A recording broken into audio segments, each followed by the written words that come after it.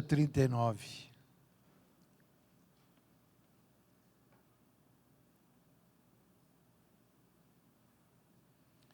João 7.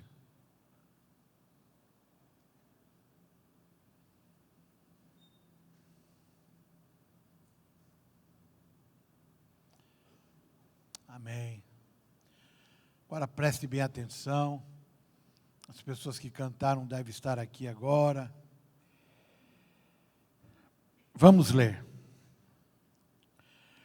No último e mais importante dia da festa, Jesus levantou-se e disse em alta voz: se alguém tem sede, venha a mim e beba.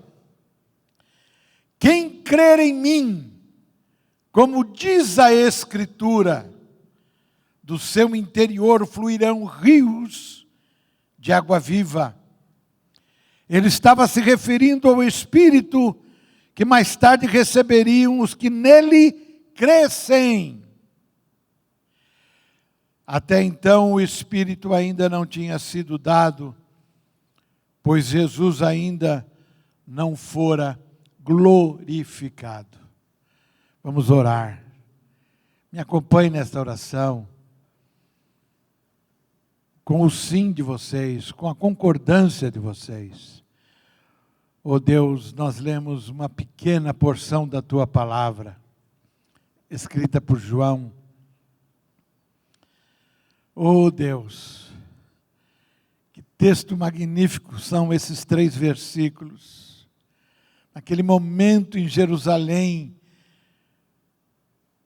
no último dia da festa dos tabernáculos, Senhor, que o Senhor se levanta e diz palavras tão fortes, tão importantes, tão diretas para nós. Se alguém tem sede, venha a mim e beba. Quem crer em mim, como diz a Escritura, do seu interior fluirão rios de água viva. Obrigado, Senhor, que essa verdade possa ser vivida por todos nós, não só nesse momento de culto, mas em todo o tempo da vida, Senhor. Todos os dias da semana, do mês, do ano, mesmo a despeito de tantas contrariedades, dificuldades que a gente enfrenta. Que nós possamos crer, Senhor, como diz as Escrituras. Amém, Jesus. Digam amém.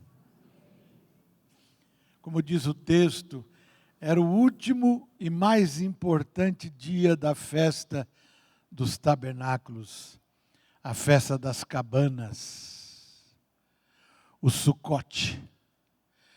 Este ano foi do dia 9 de outubro ao dia 16 de outubro. É uma das 3 festas mais importantes judaicas. A festa das cabanas, a festa do Pentecostes e a festa da Páscoa. Tabernáculo, festa das cabanas. O que simbolizava essa festa? Foi a travessia do povo do Egito até a Canaã, que durou 40 anos. O povo ficou girando em torno daquele deserto. Sabe, em quanto tempo eu fiz esse percurso de ônibus? 3 horas, 4 horas. Sabe quanto demoraria uma jornada de 3 milhões de pessoas se caminhasse em caminhada direta e contínua? 11 dias. Eles demoraram 40 anos. Toda aquela geração que saiu do Egito morreu nesta caminhada, neste deserto. E os elementos, durante essa travessia no deserto de 40 anos, que eles levavam em consideração ali na festa, eram os símbolos da provisão de vida que Deus deu a eles durante 40 anos.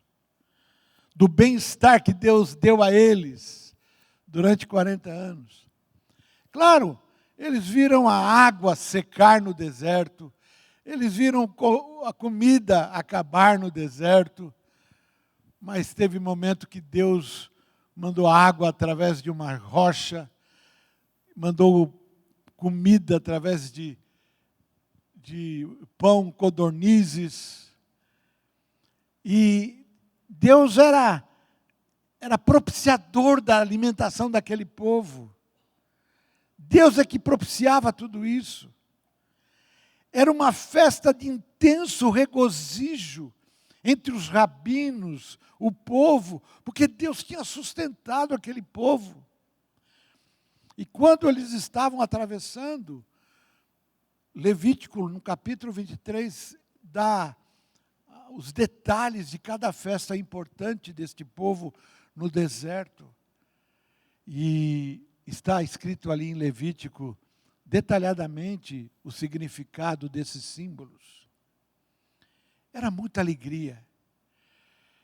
Aqueles que nunca estivessem ou estiveram numa festa dos tabernáculos, não sabiam o que era alegria, o que era gozo interior, porque Deus tinha sustentado, Deus tinha mantido aquele povo em pé, era o que eles pensavam. Até hoje, a gente percebe muita alegria no povo judeu, quando a gente está lá. Eu contei para vocês um dia, a primeira vez que eu fui para Israel, eu cheguei num balneário vindo do Egito, vindo pelo sul, e nós chegamos numa cidade linda, linda, no Mar Vermelho, chamada Eilat. E o começo da viagem foi na Grécia, depois foi no Egito. Foi a primeira viagem, eu estava assim, boquiaberto, com os pastores. E eu estava andando numa ruazinha, numa calçada de Eilat. De repente eu vi um batalhão vindo na minha frente. Um grupo de soldados judeus do exército. E eu saí, como não tinha celular naquela época. Eu saí com a minha máquina fotográfica assim, fui na frente para bater. O guia falou, não faça isso, você pode ser morto. Vem para cá. Eu fiquei assustado, fiquei com medo, porque vinha o comandante ali na frente daquele batalhão. E ele viu tudo, a minha simplicidade, a minha inocência de ter ido na frente do batalhão para tirar uma foto, não podia. O guia judeu, ele falou, não pode fazer isso.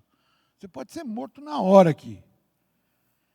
Aí, eu fiquei parado, e quando foi passando o batalhão, eu pedi desculpa. Sorry. Aí o comandante parou na minha frente. Fez assim, vem cá. Come here. Eu fui. Fiquei com medo, vou ser preso, né? Desci a calçada, cheguei perto dele, ele fez assim, vai ali na frente do soldado. E foi, e ele bateu a foto. Ele gostou, sentiu pena de mim. Bom, isso era por volta de umas 11h30, meio-dia. Aí passou a tarde, tudo. Aí eu estava no hotel à noitinha.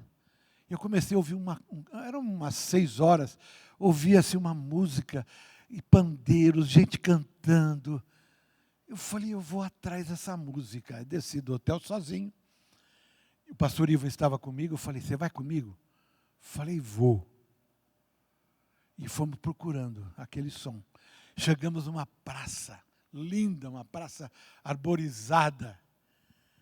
E quando nós chegamos ali, estava aquele monte de gente dançando, celebrando a Deus, com pandeiros, com danças, cantando. Quem eu vejo no meio dos jovens, já sem as fardas? Aquelas soldadas, aqueles soldados. E as moças são preparadíssimas em artes marciais, em atirar, em tudo. É considerado um dos melhores exércitos do mundo. E elas estavam dançando. Aí eu perguntei, qual é essa festa? Nós estamos celebrando a Deus. Judeus. Se vocês não tinham participado, se eles, os judeus, não tivessem participado de uma festa das cabanas, eles não sabiam o que era alegria, o que era gozo no coração, porque Deus sustentava eles. E nós, irmãos, hoje na igreja, em 2022, nós que temos Cristo, nós precisamos ver nele, reconhecer nele, na verdade, o verdadeiro tabernáculo que abrigou todos nós.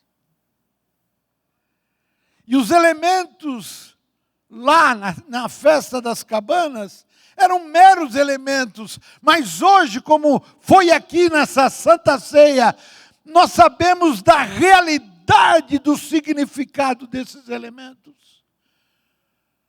Por que eu celebro? Porque Jesus me perdoou de todos os meus pecados. Jesus morreu na cruz em meu lugar e me salvou, escreveu o meu nome no livro da vida, e quando falo eu digo vocês também, que levam a sério o significado desses elementos.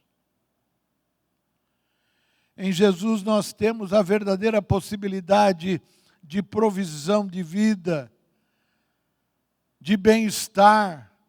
Vai doer o dente de vez em quando. Vai doer o calo de vez em quando. Vai ter doença. Vamos nos deparar com dificuldades, mas o Senhor é o provedor do nosso coração, da nossa mente, da nossa vida, da nossa família, da nossa igreja. É só em Cristo, irmãos, que nós temos a verdadeira alegria e gozo. Hoje eu estou tão feliz de estar aqui celebrando a ceia com vocês. A real alegria do coração vem de Jesus. A real alegria de uma alma espezinhada, massacrada pelas situações da vida, vem através da operação do Espírito de Cristo em nós. Essa alegria que permanece. Ela é uma alegria que vem para ficar. Por causa do quê? Por causa da regeneração, Paulo.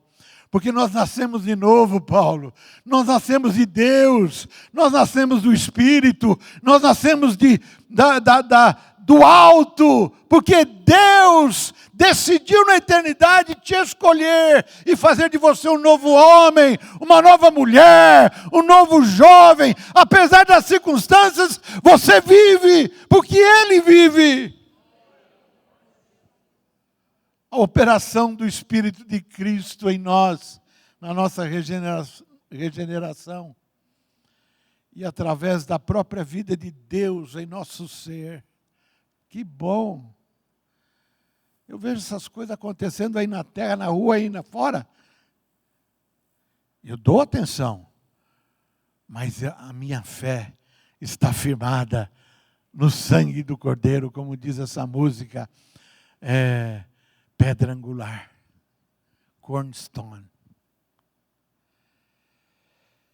Se você notar, ler do capítulo 6 de João até o 7, o que está em pauta aqui é crer em Jesus Cristo, é confiar em Jesus Cristo, é saber que Ele é a nossa pedra angular. Se você perceber, quando teve aqui no capítulo 6, a primeira multiplicação dos pães, o povo foi lá, porque Ele multiplicou pães e peixes e eles comeram. Aí de repente Jesus lá na Galileia, Ele fala, olha, eu sou o pão da vida. E essa palavra, pelo fato dele falar no meio dos judeus na Galileia, eu sou o pão da vida, escandalizou os judeus. Ele já tinha deixado a Judéia, lá onde fica Jerusalém, desceu para a Galileia, porque queriam matá-lo e ainda não tinha chegado a hora dele morrer. Chegaria, mas naquele momento ainda não era. Ele foi para Galiléia. E na Galiléia ele fez a multiplicação dos pães. Aí creram porque ele multiplicou pão e peixe. Ele curou um moço no sábado e não podia. Aí quiseram matá-lo também. Jesus. O que está em pauta aqui é crer em Cristo. O enviado por Deus. E no capítulo 6 ele fala, eu fui enviado pelo meu Pai. Eu fui enviado por Deus. E na verdade ele diz, eu fui enviado e vou voltar. Isso escandalizaria, como escandalizou os judeus naquela época. E o povo, ouvindo essas coisas, abandonou Jesus. Queriam matá-lo. Por isso que ele foi para Galiléia. Os que creem, conforme diz a Escritura, fluirão rios de água viva. Os que creem, conforme diz a Escritura, fluirão rios de água viva. E Jesus estava se referindo aqui ao Espírito Santo que viria e habitaria naqueles que crescem em Cristo. Você crê? Eu tenho cá comigo uma leve preocupação de que você não crê. E às vezes eu me vejo também, não crendo, mas vacilante diante de situações. Aqueles que creem, conforme diz a Escritura, fluirão rios de água viva. E eu posso pensar numa via de mão dupla, então. Os que creem conforme a Escritura, crendo do jeito bíblico, conforme está escrito, fluirão rios de água viva. Eu quero provocar você que está aqui hoje, e você que está em casa. Você crê em Cristo? Você crê no Senhor como Filho de Deus que veio ao mundo há 2000 anos atrás, 2000 e pouco mais, anos atrás, e morreu por você? Você crê que Ele vai voltar? Você crê nisso? Você crê mesmo para valer? Porque os que creem conforme a Escritura, fluirão rios de água viva. Essa declaração, ela está baseada na fé. Gira em torno da fé. E de onde vem a fé? Vem da palavra de Deus. E a gente sabe que sem fé é impossível agradar a Deus. Diz o escritor aos Hebreus, capítulo 11, verso 6. E Paulo também diz, quando ele escreve aos Romanos, no capítulo 10, que é impossível ter fé se você não for agarrado à palavra de Deus. Não tiver o seu coração firmado na palavra de Deus, firmado na pedra angular. E esta confiança, este crer em Jesus, baseado na fé, aquilo que o escritor aos Hebreus diz lá no capítulo 11, verso 1, é a certeza daquilo que a gente não vê, a prova das coisas que nós não vemos, mas que nós vamos receber. É o que o escritor diz. Esse crer baseado na fé não depende de milagres que Jesus possa realizar na minha vida. Aqui no capítulo 6, versículo 28, 29 e 30, quando Jesus fala, eu sou o pão da vida, no verso 30, o povo pergunta, que sinal milagroso o Senhor vai mostrar para nós agora? Porque o povo quer ver sinal milagroso. Deus faz milagre? Faz. Jesus faz ainda? Faz. Ele é o mesmo ontem, hoje e será eternamente. Mas você que tem trilhado esse caminho, andado com Jesus, você não precisa mais ver milagre para ter fé. Leia a sua palavra e creia. E creia. Um dia eu estava falando, faz muitos anos isso, mas muitos anos mesmo, eu estava falando de Jesus na Avenida Paulista, para um senhor, ele virou para mim e falou, tá bom, você fala de Jesus, eu trabalhava na Paulista, década de 70. Ele falou assim, tá bom, o que eu ganho com isso? Falou desse jeito na minha cara. O que eu vou ganhar com isso, se eu crer em Jesus?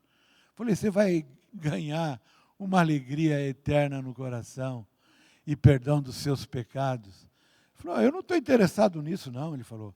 Eu estou interessado em grana.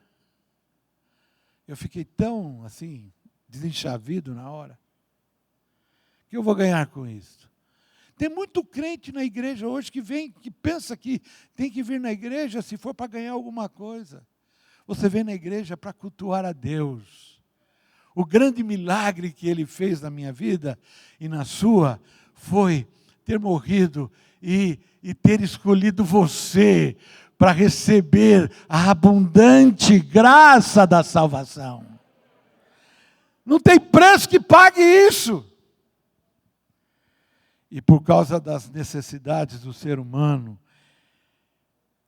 é que a água que bebemos em Jesus, efetivamente, é essa água que realmente tira a nossa sede. Como aquele cidadão, ele disse para mim o que ele iria ganhar, perguntou para mim. Ele falou que queria dinheiro. Ele não imagina que quando a gente ganha um dinheiro, por graça, depois de um dia vai acabar. E vai precisar de mais dinheiro. Mas a graça salvadora de Cristo, ela é indefinida, ela é eterna, ela é para sempre no coração, Miriam. E essa graça, essa água de Jesus que vem para matar a nossa sede, ela é definitiva, ela nos deixa satisfeitos. Nós mantemos diariamente a necessidade de tomar água. Velho esquece de tomar água. Os da área de saúde sabem disso. Velho esquece de tomar água. Tem que tomar água. E nós temos que exercitar a nossa fé. E para exercitar a nossa fé, e para aumentarmos a nossa fé, é necessário ler a palavra de Deus. Viver como Deus espera e se agrada em que vivamos baseados em sua palavra. Eu vou dar aqui alguns exemplos sobre fé. Viver na dependência de Deus. Descansar. Agora há pouco o pastor Lucianinho, ele falou descansar, confiar. Primeiro exemplo, eu preciso exercitar a fé. E eu vou dar aqui um exemplo de fé exercitada por quem sabe que a solução está em Deus. Lembra-se de Jairo, que possuía uma filha de 12 anos que estava doente? Ele era um religioso. E ele sabia que Jesus estava ali naquela sua cidade e que ele era o agente da solução daquele problema que ele tinha com a filha, naquela doença. Jairo, ele sabia que aquele Jesus era o cumprimento das profecias. Ele era chefe da sinagoga, ele conhecia Deus, não só pelo ofício, mas pela revelação profética do Antigo Testamento, que apontavam para Jesus. E ele, de repente, vê Jesus. E ele viu Jesus chegando na sua cidade, ele que conhecia a lei, ele que conhecia as profecias. Ele falou, é ele, é ele. Ele recebeu a revelação. E ele sabia, se eu for até ele, ele vai resolver o problema da saúde da minha filha. Porque ele tinha já buscado naqueles atributos judaicos, sendo ele chefe da sinagoga, e não tinha conseguido a cura da sua filha. E ele sabia quem recorrer, porque ele conhecia o Antigo Testamento, ele conhecia as profecias, e apesar de não ter tanta prática com aquela novidade da pessoa de Cristo chegando ali na sua cidade, na sua nação, de repente ele diz que era o pão da vida, e ele creu. E aí ele foi até Jesus. Vocês sabem da história, lá em Marcos capítulo 5. Jairo, ele começou a exercitar a sua fé em Cristo, porque ele sabia que ele era o Cristo e a solução estava nele. Sabia a quem recorrer por conhecer o Antigo Testamento, apesar de não ter prática ainda, naquela novidade que surgia, e não exercitar tanto a fé em Cristo. Mas ele sabia que a solução estava em Deus. Segundo exemplo, que muitas vezes eu não exercito, e você também não, e nós precisamos exercitar, é a fé exercitada por quem tem confiança. Por gente que tem confiança que Cristo resolve, é a solução. Gente que acredita que Cristo é a solução. E gente que tem ousadia diariamente, todo o tempo, de ir a Cristo. Tem gente assim. No mesmo episódio, na mesma cidade, eu vejo esse exemplo na mulher do fluxo de sangue. Também em Marcos 5. Ela tinha gozado um fluxo de sangue há 12 anos, a mesma idade da menina. Quando a menina nasceu, ela começou a ter o fluxo de sangue.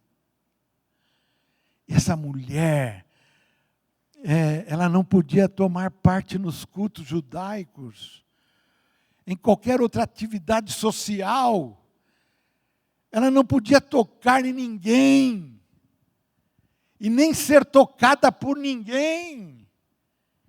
Ela falou, como é que eu vou chegar? Porque eu sei que Ele é a solução, esse Cristo. Quando Ele chega naquela cidadezinha, Jairo vê, e essa mulher de fluxo de sangue também vê. E ela chega furtivamente perto do Senhor, porque ela não podia chegar abertamente. Ela era chamada contaminada por causa do fluxo de sangue. Ela era alijada da sociedade. Ela chega furtivamente, porque as pessoas a conheciam. Não a deixariam se aproximar. Ou teria que contar a todo o povo o que queria. Ela teria que chegar em voz alta e dizer, olha, eu tenho um fluxo de sangue, eu menstruo há 12 anos, sem parar. E na sua vergonha, e na sua dificuldade, aquela mulher com 12 anos de fluxo de sangue, preferiu chegar secretamente, porque ela acreditava, ela era ousada, ela acreditava, ela tinha confiança que aquele Cristo que veio naquela cidade de Jairo podia também resolver o problema dela, resolver o seu dilema. Terceiro exemplo, é fé que eu preciso exercitar diante de fatos contraditórios. Fatos contraditórios. Você já teve essa semana fatos contraditórios? Essa semana, no seu trabalho, um resultado de exame, um fato contraditório com o seu filho, com a sua filha. E eu volto para o exemplo de Jairo. Jesus disse para ele, eu vou com você até a sua casa. E aí Jesus vai com Jairo, o chefe da sinagoga, e quando ele chega à casa de Jairo, as pessoas começam a dizer, a menina morreu, 12 anos. Não incomodes mais o mestre, ele está muito cansado. Olha, o mestre não precisa mais ir à sua casa. Jesus está muito ocupado, ele está cansado. Naquele momento houve uma limitação entre a fé de Jairo e o entendimento que ele possuía diante de fatos contraditórios. Quando chega a notícia, sua filha morreu. Nós estamos há 2000 anos atrás, não tinha essa medicina. A tua filha morreu. Fatos contraditórios. Você se viu nessa semana diante de fatos contraditórios. O Evangelho de Lucas, que fala do mesmo texto que Marcos, capítulo 5, Lucas 8, diz que Jairo ficou quieto. Lucas fala isso, Marcos não. Lá em Lucas 8, verso 50, diz que Jairo ficou quieto. E Jesus chegou perto dele e falou: olha, não tenha medo. Creia tão somente, falou para ele, em Lucas 8. Não tenha medo. Diante de fatos contraditórios, diante assim de momentos difíceis da vida, quando a fé que você tem em Cristo, ela treme. Fala, e agora? Tremeu a perna.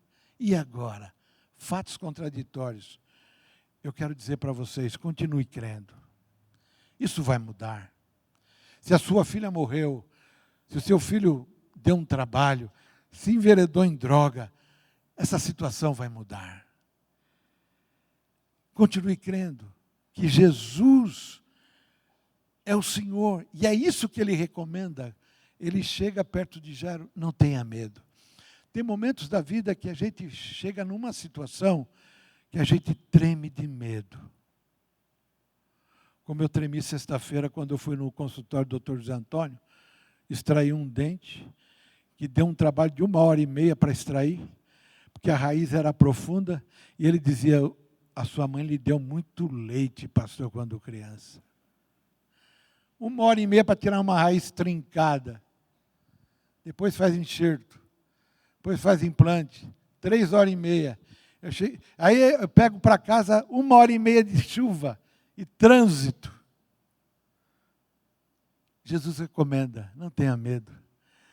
E eu cheguei no estacionamento do Dr. José Antônio, falei assim para o motorista, o moço que atende no estacionamento, está aqui o meu carro, mas vai no meu lugar no dentista e eu fico aqui cuidando dos carros.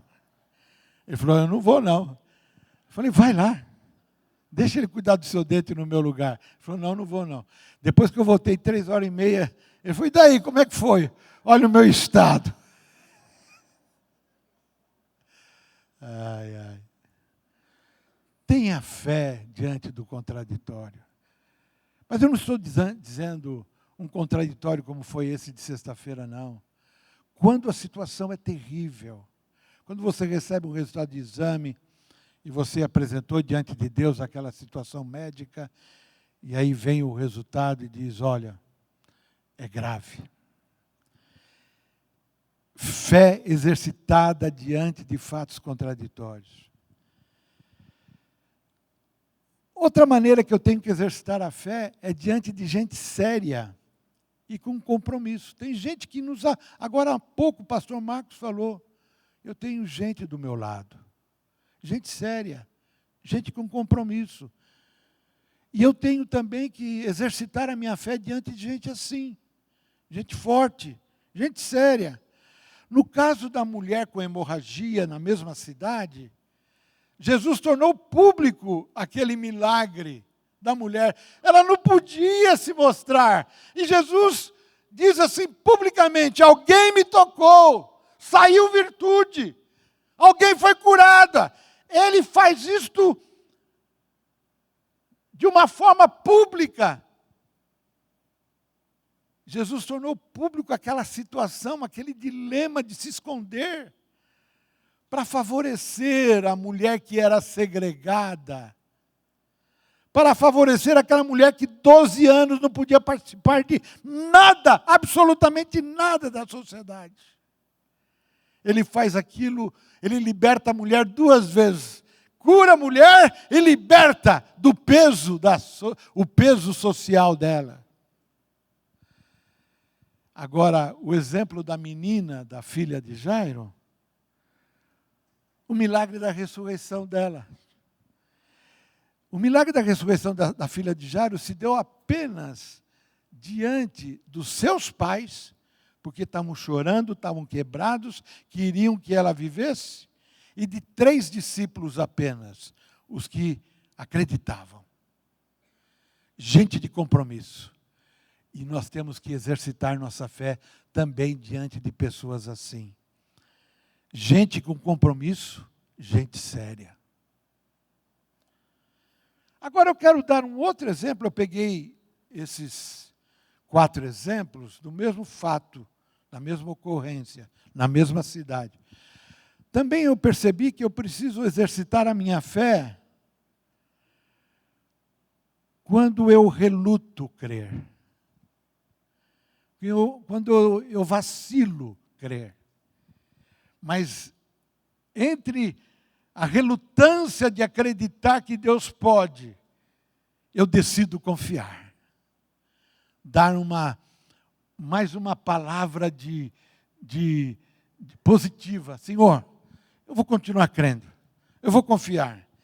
Eu lembro daquele pai que tinha um filho com espírito maligno, que desde a infância era jogado ao fogo, espumava pela boca, rangia os dentes. Marcos 9 conta isto.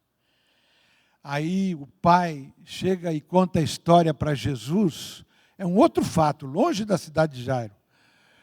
Conta a história para Jesus e o homem fala assim para Jesus: o senhor pode fazer alguma coisa nessa situação para o meu filho? Porque os seus discípulos não conseguiram. Se eles não conseguiram, o senhor consegue? Jesus responde para esse pai: tudo é possível para aquele que crê. E o pai responde a Jesus Cristo: creio, Senhor, mas eu quero pedir uma coisa. O senhor pode me ajudar na minha incredulidade? Vai entender isso. Eu creio, mas o senhor pode me ajudar na minha incredulidade? Este pai tinha uma dificuldade em crer. Era algo do seu coração. É muito normal as forças pessoais fraquejarem quando nós temos uma grande tribulação com o filho. Eu tenho 2 filhas, tenho 4 netos. Quando aparece uma tribulação com elas e com meus netos, meu joelho treme e às vezes eu fico fraco. E eu fraquejo. Mas aí eu decido confiar. Este pai, é o caso dele. Ele relutou em crer, pois o problema era com seu filho. Mas, imediatamente, quando ele diz: olha, eu não tenho fé, mas o senhor me ajuda, ele decidiu confiar no Senhor, Paulo. É o único caso no Novo Testamento em que, após a oração de Jesus, o menino ficou como morto. Pode notar, não tem mais nenhum caso. Esse menino que espumava a boca, é o único caso que ele ficou como morto. Não sei se por alguns segundos, ele ficou como morto.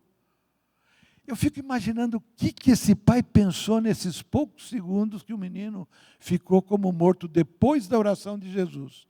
Deu certo, não deu? Deu certo, não deu? Meu Deus, que agora? Jesus é que orou? O que acontece? Você imagina o que passou na cabeça desse pai? Mas, irmão, sabe que é o que acontece comigo também e com você? Mas Jesus diz: tudo é possível àquele que crê. Agora, os que creem conforme diz as Escrituras serão fontes a jorrar. Estou terminando. Rios de água viva é a presença do Espírito Santo em nós. E esta presença dá liberdade para Deus agir em nós e através de nós. As ações do reino de Deus sempre serão dotadas de uma motivação, de uma unção diferente, por causa dos propósitos de Deus em firmar o nosso coração nele. Nele. Aquilo que Samuel Doctora falava para nós dois sempre: eu estou em Cristo. Não importa a situação, eu estou em Cristo. Não importa se falta comida, eu estou em Cristo. Não importa se falta dinheiro, eu estou em Cristo. Não importa se eu estou doente, eu estou em Cristo. E este homem que dizia isto, morreu de Alzheimer. Reverendo Samuel Doctorian, de uma fé desse tamanho.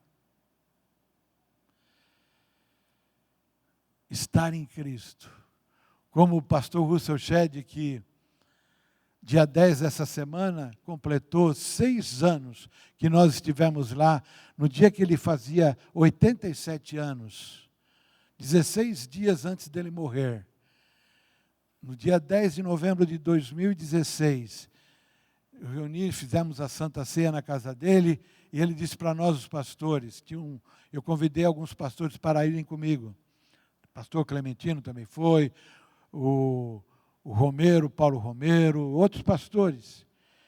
Ele falou, preguem a palavra de Deus. Lembra disso, Paulo?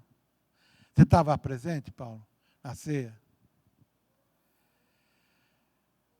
Nós seremos fontes a jorrar, irmãos, quando a gente crê em Cristo.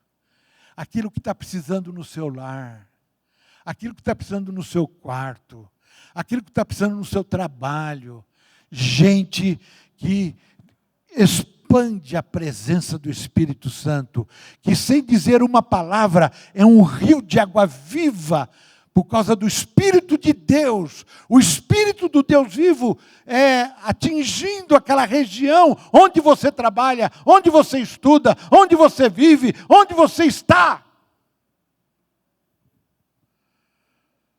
Deus é que faz isso, Deus é que impõe a sua fé, a fé é Deus em nossos corações. Deus é que coloca esse acreditar em nosso coração. E é Deus que colocou em nós o Espírito dEle. Nós, servos, não fazemos absolutamente nada.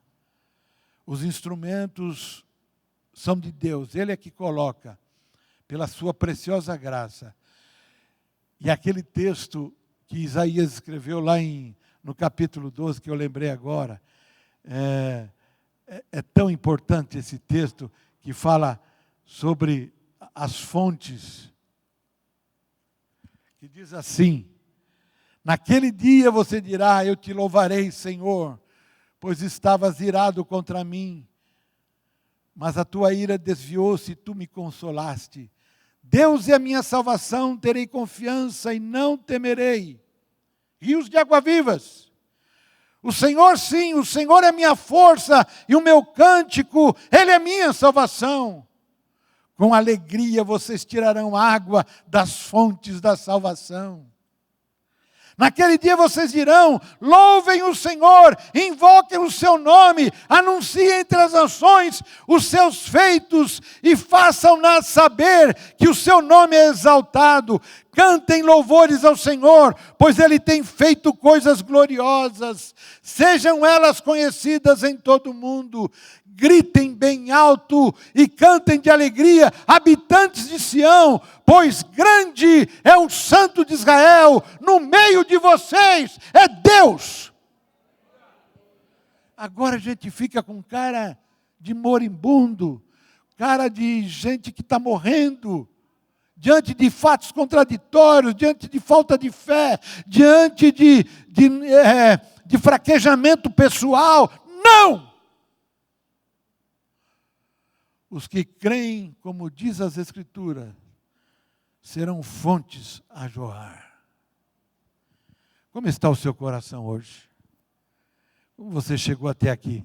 Desde o começo do culto, o pastor Lucianinho está falando isso. Certamente você teve desilusões essa semana, decepções, derrotas, tristezas. E só existe uma pessoa capaz de curar esse problema da sua alma, esta dor, esta enfermidade da sua alma. Só existe um lugar para saciarmos esta sede da alma e do coração. Eu falei no início, como os israelitas chegaram no deserto, não tinha água. Na primeira vez, Deus mandou que Moisés tocasse na pedra. Ele tocou, jorrou água. Lá em Êxodo 17. Agora, na segunda vez, Deus falou para Moisés, só fale com a rocha, hein? Não toca. Quem é a rocha? Pedra angular. Só fale, só diga, precisamos de água. Moisés estava furioso com o povo, incrédulo, maldizente, blasfemo. Chegou e tocou na rocha. Por causa disso, ele não tomou ele não passou o Rio Jordão e não entrou na terra prometida. Ele bateu na rocha, ele desobedeceu Deus. A gente vê isso lá em Números 20. Mesmo assim, a água jorrou. Mesmo que ele tivesse desobedecido, a água jorrou. 3 milhões de pessoas beberam. 3 milhões. Você tem tido diariamente a oportunidade de falar com essa rocha? Fale com ela hoje, agora. Acredite nele, confie nele. Deixe Deus fazer uma obra na sua vida hoje. Transformar esse coração duro. Então você vai experimentar a vida abundante, uma alegria, e vai experimentar um pouquinho dessa festa dos tabernáculos, tão alegre. Não pelo fato de que você vai ficar livre de problemas, circunstâncias difíceis, fatos contraditórios, não. Mas será motivo de alegria, porque Jesus vai fazer parte da vida, do projeto de vida que você está vivendo e que você vai viver. Tá bom?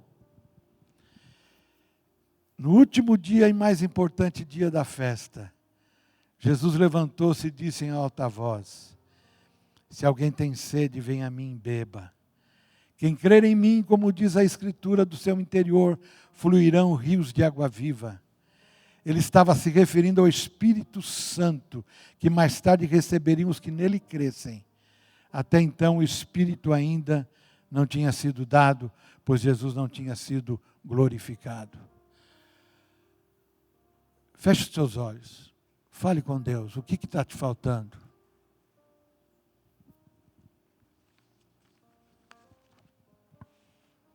Para jorrar água da vida. Fale com Deus aí no seu lugar.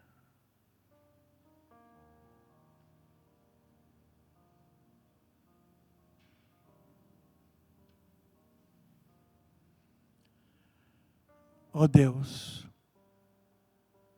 Tu que conheces e sondas os nossos corações, Tu tens ouvido, Senhor, os reclamos, as orações do Teu povo que se reúne aqui nesta manhã e aqueles que estão em casa.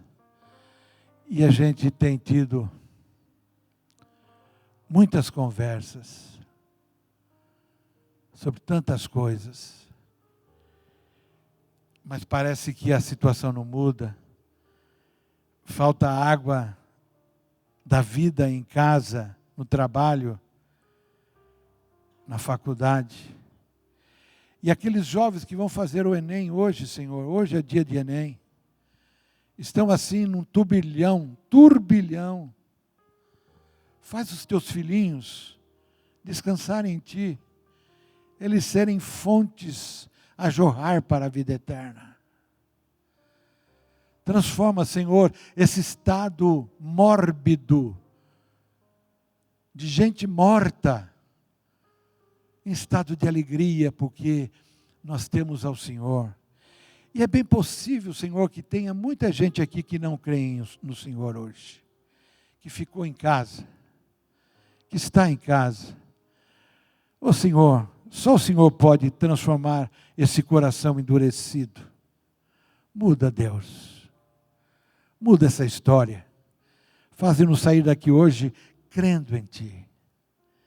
Apesar dos fatos contraditórios, apesar do fraquejamento da minha fé, apesar de eu ter gente séria e comprometida do meu lado, apesar de confiar em Ti, de saber, de obedecer a Tua palavra, muitas vezes eu vou sucumbir.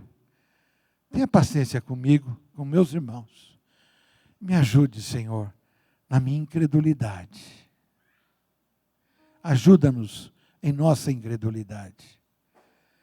Em nome de Jesus, amém. Que Deus abençoe vocês, irmãos. Fiquem em pé.